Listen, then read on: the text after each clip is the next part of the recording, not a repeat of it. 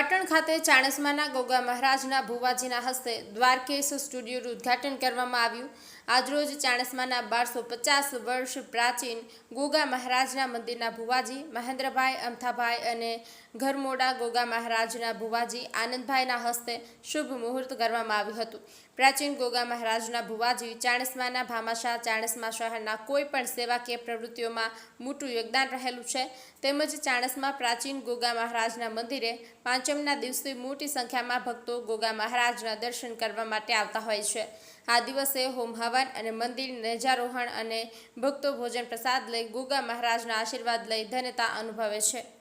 Rajubhai D Patel, Patan news 24।